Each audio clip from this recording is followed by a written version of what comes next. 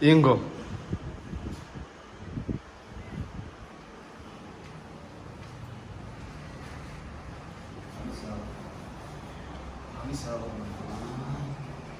Welcome to Star TV. My name is Tabo Yeshiko. I love to support everybody in our country. I love you too if you love me, if you don't love me for that. Let me show you something on Star TV. I'm gonna show you something big.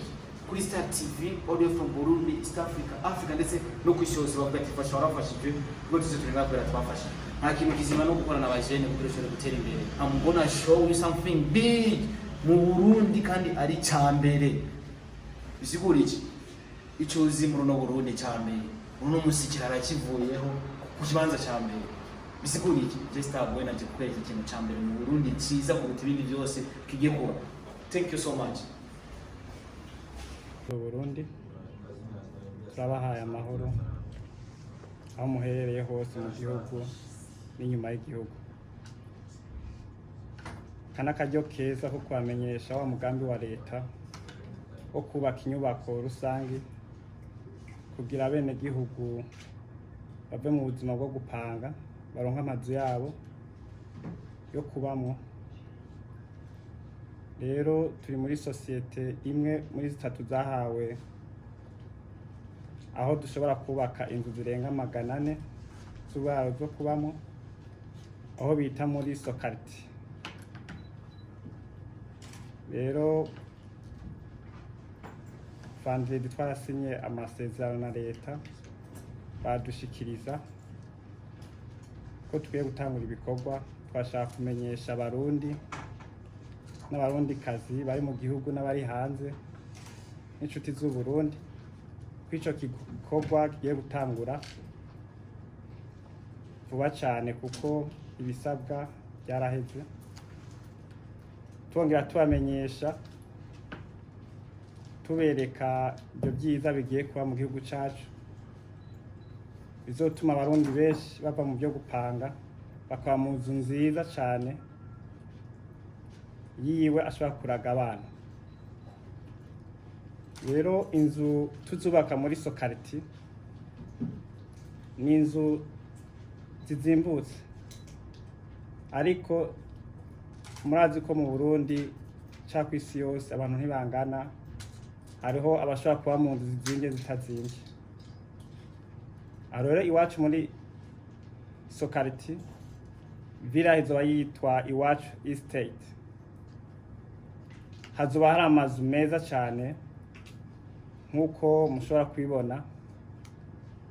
Amazu harimwo uburaro VIP na très VIP n'uburaro rusangi. Hazoba harimo na mall, ubudandaji, ivuriro n'imodoka ishobora gutwara abantu zibakura muhira zibatwara muri ville mu gihe bikenewe n'abana ku ishuri. Turahaye ikaze rero abarundi babimenye yuko igikorwa kigeze kure bivanye n'abari kubariyandikisha ni benshi cyane ku buryo inzu twateguye zisa n'izigire zihere. Mugabo twasanga shaka dutange message bivanye n'abatwituye bavuga ati twebwe bato duhembwa amahera makeya abafonctionnaire bizogenda gute. Twaraganiriye n'ubushikiranganje bujeje inyubako mu gihugu turabereka ibyo twateguye ku mazu azimbutse.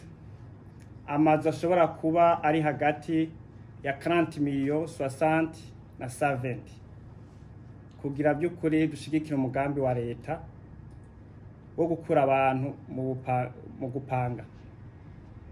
Twarakigeze ko leta aratwemereye yuko igiye kuturonderera ikibanza dushobora gushiramo amazu azimbutse kugira umurundi wese aba ahantu heza kandi akaba mu nzu yiwe.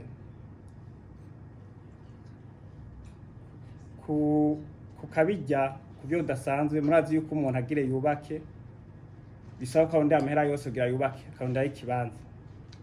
Ico leta yaterereye ikibanza no kuma avantage kugira umwene gihugu ashikirwa. Rero nashaka gusaba uwo wese yo yaratwituye iyi message twitanze kuri bose bivaye n'ibibazo twahuye na bamwe biyandikisha agasanga menga bivaye n'amahera bahembwa amahera ni make. Rero izo nzu zizimbutse za 40 60 à 70 bivaye n'uko umuntu ashaka kuba mu nzu, tufatiye ku biciro ubu bihari izo nzu zirashoboka. Murabizi yuko iyo umuntu aba ahantu heza burya anagwara na gake. Rero twoshimira leta cyane ko umugambi yiyumviriye, tugashimira n'Imana ikirabishoboza kugira bije mu ngiro. Turahaye ikaze umurundi wese yipfuza kuba ahantu heza, yipfuza kugira hiwe bwite, atumbere NBCO and AJD International Real Estate Development. Iyo ni sosiyete iri muri Amerika twifatanije kugira n'abari hanze y'igihugu baronka abantu bashaka kuganira.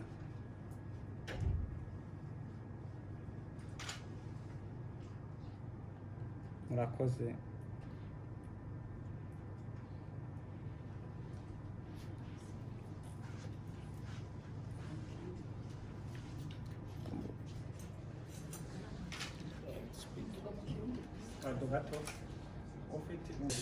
My name is Javier Amberesunzo Steve. I'm here to give you an information regarding to our company, the construction company that's going to build the houses, affordable houses in our country, Burundi. I want to deliver this message that should be shared for everyone in our country. We have registered a growing numbers of the people requesting apartments in Sokarti.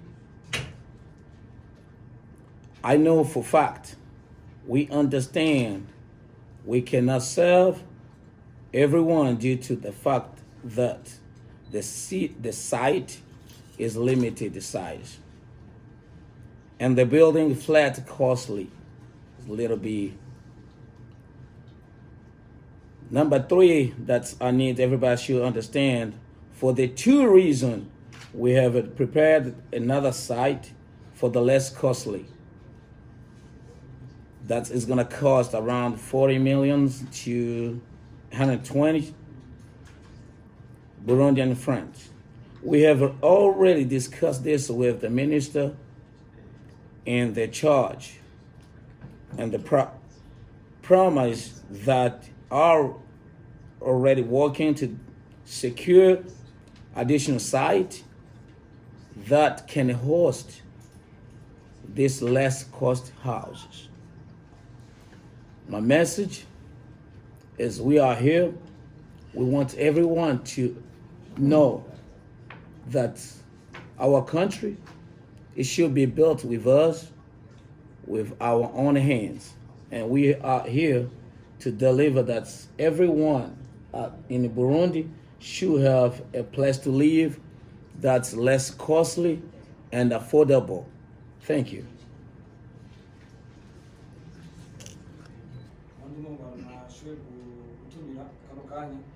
mwashoboye kutwereka umugambi umwe ugiye gutuma igihugu cyacu gisa neza, cyane cyane abantu baba muri no aho bagiye kuharonkera koyoko.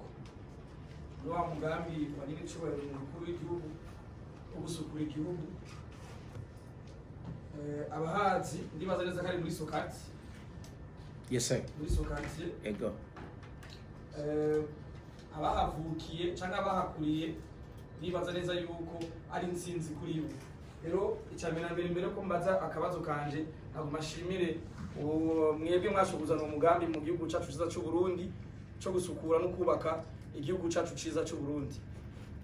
Akabazo kanje ka mbere, hari akantu mwavuze ntashoboye gutahukirwa neza. Mbega umwene gihugu azotanga izo miliyoni 70 mwashoboye kutubwira azoba haguze ico kibanza muzo bumuhaye canke azorangiza kontra iyo muzo mwasiniraniye hama hazamwe abandi?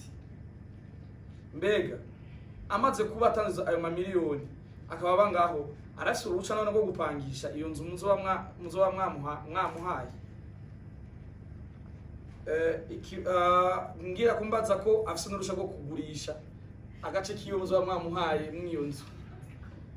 Ikibazo canje kigira kabiri, leta y'u Burundi iriko iragerageza guha abanyamitahe ibibanza ratiro kugira mushobore kubaka igihugu cacu ciza c'u Burundi, na cane cane muri bino bihe turimwo bivanye na vision igihugu c'u Burundi gifise. Mbega niba atari banga amasezerano mufitaniye na leta y'u Burundi yoba ari ayo gusanura kiye kigwati cyo muri Sokarte gusa canke muramaze kugira ikibakwe ryo gukorana na leta yacu mu bindi bisata bitandukanye? Murakoze. Twashaka dutange umuco, ndumva ko tatahuye neza. Muri Sokarte nta nzu ya Sultan Miliyoni iriyo, nico gituma twavuze yuko twasabye leta ituronderere ikindi kibanza cyo kubakamo amazu azimbutse ashobora kubagurwa entre 60 na 120 ku biciro bihari ku isoko. Muri Sokarte ni quartier bipfuza ko babona ko yegereye presidence, ijya barabara rya 15 izuba ari kaburimbi ryose, kandi murazi yuko umugambi wa leta bifuza ko imodoka zose ziduze zizoca kumutakura. Bisigura yuko turafise standard y'amazu tuza gushira hariya. Niyo mpamvu twasabye leta ati kugira umwene gihugu wese ashikirwe, nimuturondere ikindi kibanza kinini dushaka kubakira umuntu wese bivanye n'uburyo. Ico leta aracemeye. Kucerekeye uhejeje kuriha, hariho modalité de paiement zibiri. Urashobora kuriha cash cyangwa ukariha kuri credit y'imyaka 10. Ibyo nico dushaka kugira abarundi. Simpaka ufise amahera yose ushobora kuyariha kuri credit.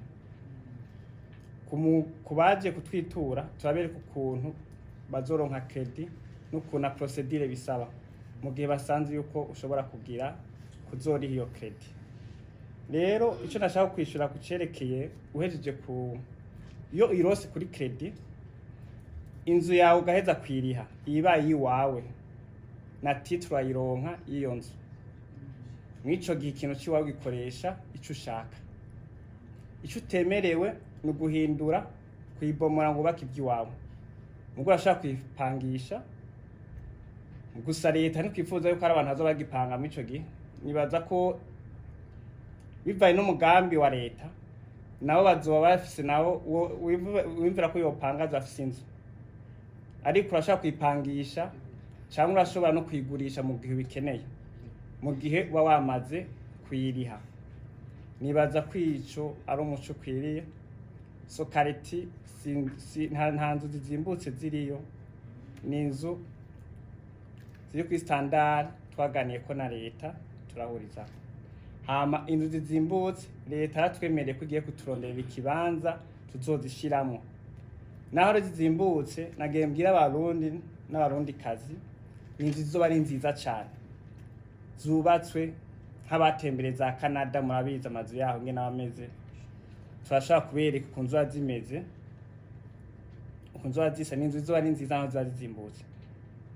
Gusa nuko zubatse mu bibanza bishobora kuba bidatuma bizimba, na méthode de construction tuzokoresha na design tuzoba turiko dukoresha. Rero ntagire umva menga irazimbutse ibaze kumenga ni inzu y'ibyatsi. Oya, ni inzu izoba ari nziza ariko izimbutse bivaye na méthode de construction. Murakoze cyane. Nibaza ko ikibazo cyanyu cisho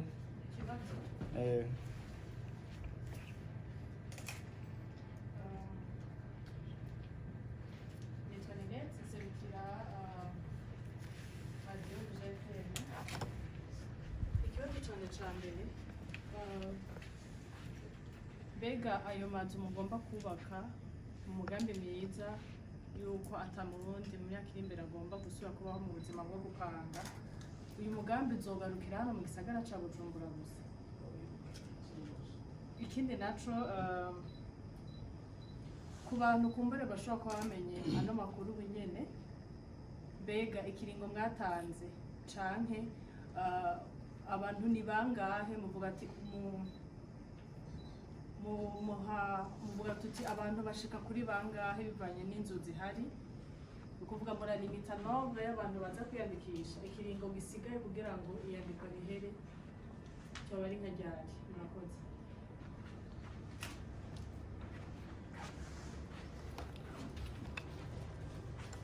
Okay.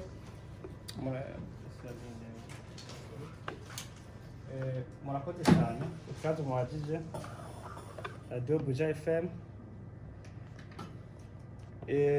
Leta yarabivuze neza, uwo mugambi si Bujumbura honyine, uwo mugambi uzoba uri mu gihugu cyose,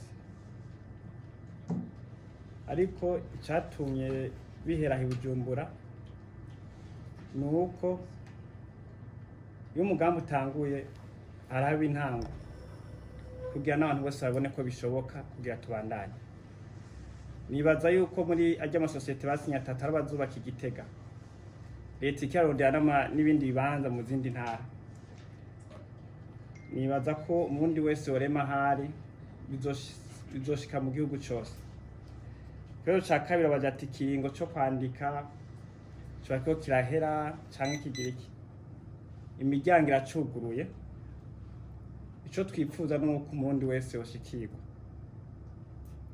ariko Sokareti cyangwa tuba twateguye tuba dufise amazu ari limite. Kuba limite no kuvuga tuba dufise amazu twubatse, ico dukora turandika uko nta ka mwana wa mama bifise ukuntu uko utanguye kwiyandikisha tuzoreba uko batanguye kwiyandikisha.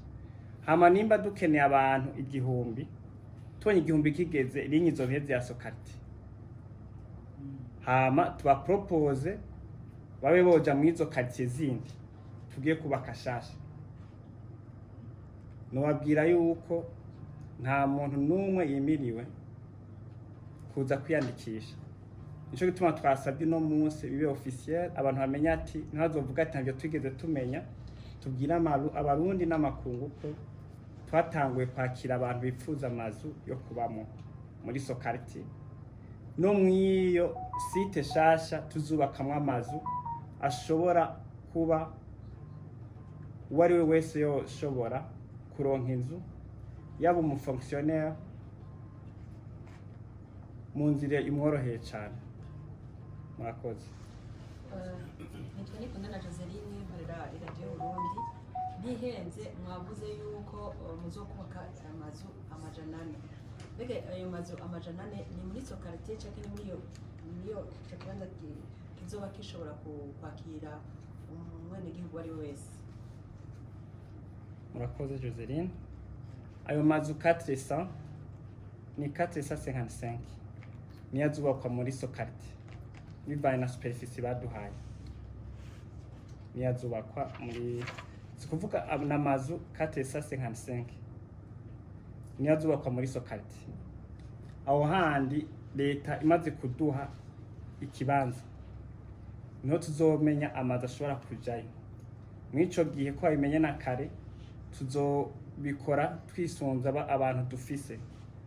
Yo nadufasha tugiye kuganira na leta tuvuga ati abantu bakeneye amazu bangana uko, kugira leta iduhe ikibanza kijanye n'abantu bakeneye aho hantu. Ibikorwa zotangura ryari byo kubaka? Ibikorwa nuko byo kubaka ni procedure, ariho metode twaratanguye, tuvaho twatanguye. Tuzobatuma ko igihe neza tuzoja kuri site tutanguye kubaka, ariko ibisabwa amaetide twarakoranye na leta barayemeza. Ubu hari hasigaye ko abantu bamenya yuko ibikorwa bitanguye kugira twubake ikintu gifise nyiraco. Murakoze ni Jean iyo presiyo kuri televiziyo y'igihugu mwavuze amazu amajana na 50 arenga gatoya muri Sokati. Hama kandi mwigeze kuvuga muri Sokati yuko hoho atari muri izo zizimbutse muranevoka presidence. Twashaka kubaza none izo zo muri Sokati zizoba ziri nko murangahe, mbega n'uwo ari we wese azoba ari kure yuko yo harumwe ikibanza abo umudandaza abo umunyepolitike aba uwo ari we wese canke nta yindi kritere izoba considere turetse kuba ushobora kuriha iyo nzu? Murakoze cyane. Muri Sokati iyi projet yo kubaka uburaro rusange buzimbutse nta kritere n'imwe ihari, kandi abakiriya dufise harimo abafonctionnaire, harimo abadandaza, harimo abarimyi, uwo ari we wese. Ico bisabwa ni kuba gusa uri capable yo kuba wo fatangaje mu kariha iyo nzu. Ibyo nabyo tubikorana na banki, tuba dukorana nireba riske yo mukiriye yuko ari capable kugira ufise amakashi, nta procedure bisaba, tugiye ukurikiza gusa procedure kugira amahera y'umuntu, kuko hariho protocole yabyo kugira amahera y'umuntu amaking sure yuko ashitse ategeza gushika kandi ico ayatangiye ko gihari kandi azokironka. Je nitwa Simbizo Semakura, ndi mu influenceur. Ikibazo nari nkeneye kubaza ni juste assurance umuntu abavuga ati ndabizeye kuko ko bigenda kose nka twebwe n'ubwa mbere tubabonye, nta experience yanyu mwatubwiye ati amateka yanyu histoire yacu aho niko abarundi twese tumeze, akubwira ati none amaze gukora iki ako kantu ko peut-être bishoboka kuba ari ico muba mwaduhamagariye ngaha kugira tugende gutanga icizere iyo ku bantu basanzwe badukurikirana n'abakurikirana ibinshi makuru tuba dukorera. Ico cyo nyene nari nkeneye kumenya kuko umuntu azovuga ati d'abord ntazi igihe izo zizotangura kubakwa, umva uravuga ati kibanza kuri Sokati cyarabonetse kirahari terakibahaye, mugabo gushika no munota ni nta muco dufise tuza ati izo nzu zotangura kubakwa itariki 5 z'uku canke zotangura muri 2025 canke muri 2040. Ivyo nta numwe abiti. Rero dukeneye tumenye ati none twebwe ni cyahe cyizere twogenda dushiriye abantu basanzwe badukurikirana tubabwira ati burya rero societe iri kirubaka amazu ku buryo n'abantu bashizemo amafaranga yabo bagumana cya cyizere yuko ati umunsi w'izina tuzafise uburaro bwanjye bwite. Murakoze. Murakoze cyane. Kibazo mwishuye ni cyiza cyane kuko ashaka ndababwire kugira n'umurundi wese ahari amenye ko experience y'umuntu cyangwa icyo ashoboye nuko bagitanguye, kuko kugira ubwire experience nuko ufise phase. Rero iyi projet ya logement social nibaza yuko itanguye uwo mwaka mu gihugu, ntwa mbere tuyitanguye. Sino kugira ngo twayubatse muri Kenya ngo twayubatse hehe. Hama ubwizigirwa bwa mbere ni kuba leta yaranyizeye, uko leta yarafashe umwanya munini cyane wo kutwigako, irareba ayo makenga yose ufise, umuntu afise umugambi nk'uwo ese kazogize kitagute.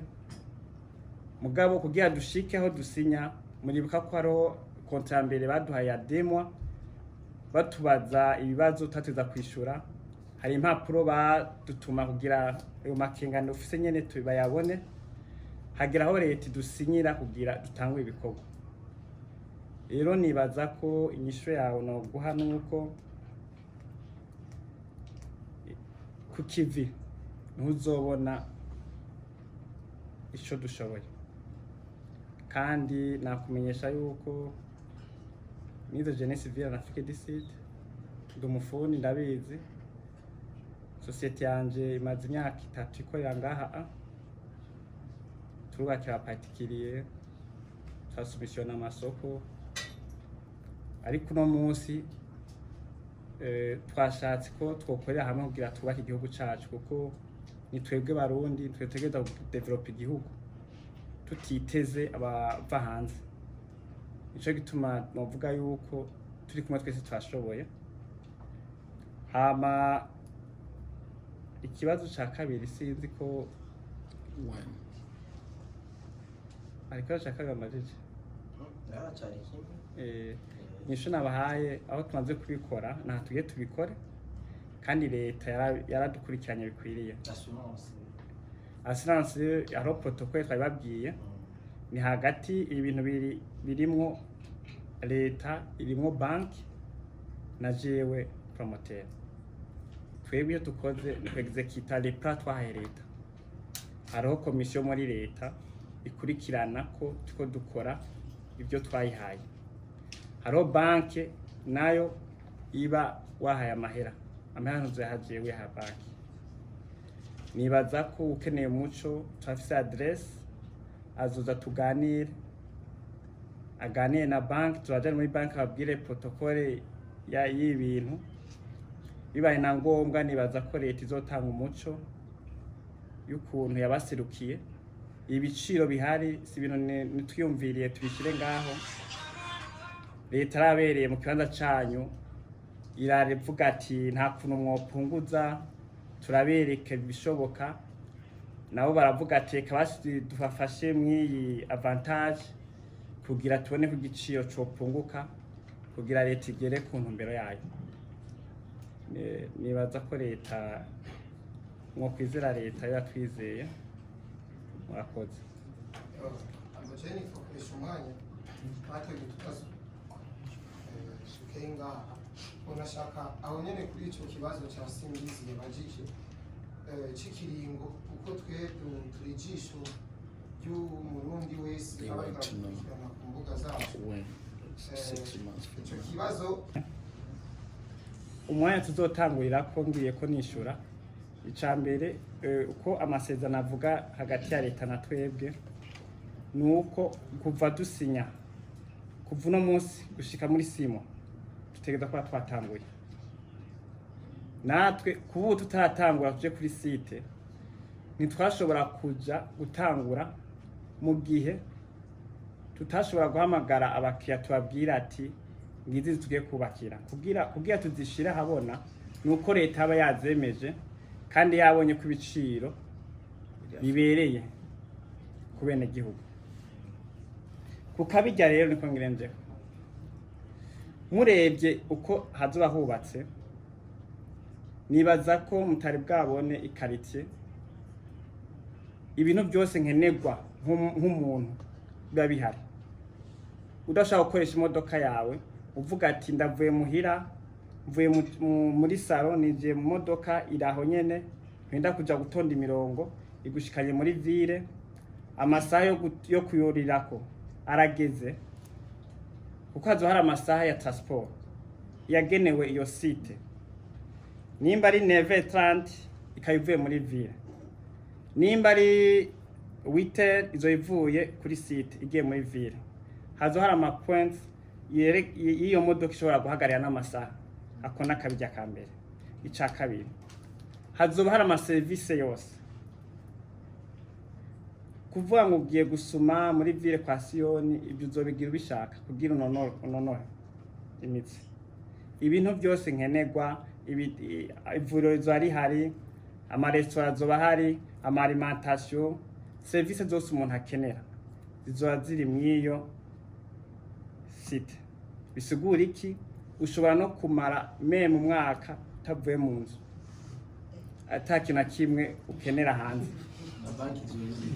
Na mabanki hazo hari ama ATM, hazo hari ama ATM indani y'amabanki, isoko indani, ivuri indani. Kitu ushatse kuja kureba Tanganyika niyo toshikana hajya gusa. Ushaka kuja kureba Tanganyika ushaka kugenda, ariko nagenda abwire yuko akabijya gahari kuko ubaye ahantu ushaka gushikira ibintu byose utarinze kutambuka. Ico ni ikintu cy'akamaro cyane. Iyi ni intango twabwiye ko tugiye kubaka nandi masite. Bisigura iki? Twatuma ko twabwiye ati iyi site nayo turayitanguye, uzoca mwibuka Sokariti bayita Iwacu Estate. kumva kubaye iwawe.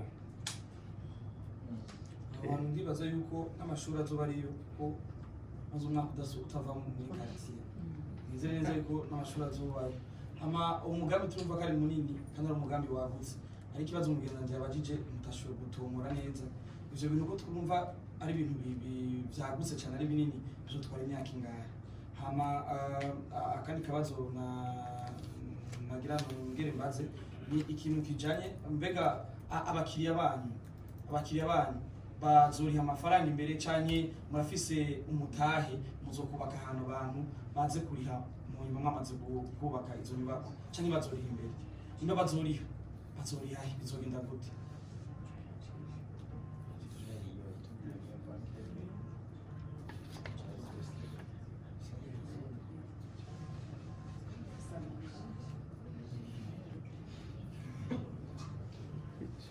Ikibazo cy'inashije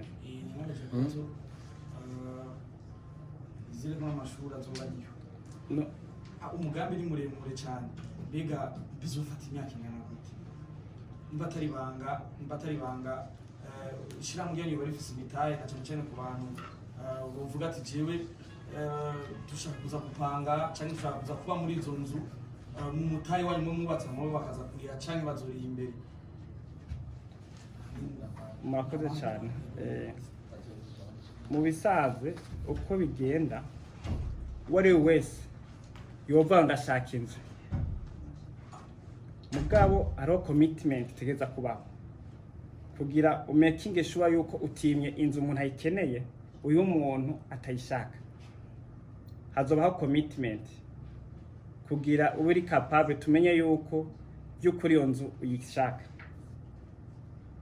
kuko rero wese yoza ati ndashaka inzu ukamwandika ukanayubaka hagera ati zana amahera ntunamubone. Nibaza ko criteria hazoba commitment yaba bahanze twaragerageje kuvuga n'amabanki barabemera kuva kuri 20% ko ashobora kubaha bivaye n'inzu bahisemo bari ngaha naho tukabasaba 30%. Amahera bashira muri banki ko niyo garanti y'umuntu y'umukiri ubufise ko ruangaje yafashe ikintu gato uri hanze ari ya 20 jewe niko ndapambana ngaha ari ya 30 ntwa ntahuye igituma turi ngaha nitwe fisigazo cyo turara hanze nibaza nakibazo bafise ico nangira ntwatahene navuze ati abo hanze bagize 20% abo ngaha 10%. Criterio nako mbandanya 10% twafashe gute abo ngaha ni kubera hari igihe bishika umuntu akabona yarishe 20% hahera imyaka uko twe ukiri ha 20% inzu shatuyubaka yose yuzuri amucibamo wibemo uciriha mu myaka 10 cankwe 5 bibaye n'ukuntu bishaka mugabo imagine urishe 20% uko abo hanze aro pite twagize yihenze akagira ntabandanye kuriha ayo 20% ntazoyiheba ntazoyibaza mugabo uwo ngaha mu Burundi twatse ko bigoye hari igihe bishika umuntu akagira amashages mess twavuze ati reka tugiye 10% nta muntu uri 10% yafashangajemo twabigize kugira umuntu afata inzu by'ukuri aba ari umuntu ayikeneye hama 10% nibaza ko tubatera ubwo nabwiye ko hari inzu zizimbutse kuri 10% usanga ari makiya cyane kuko n'ubundi twabara turi amapase tukarindira tuze tuyubaka mu myaka 10 mu gihe uvuga tubundishe 10% ndonka inzu nibaza ko aho leta n'ukuri yagerageje kugira idufashe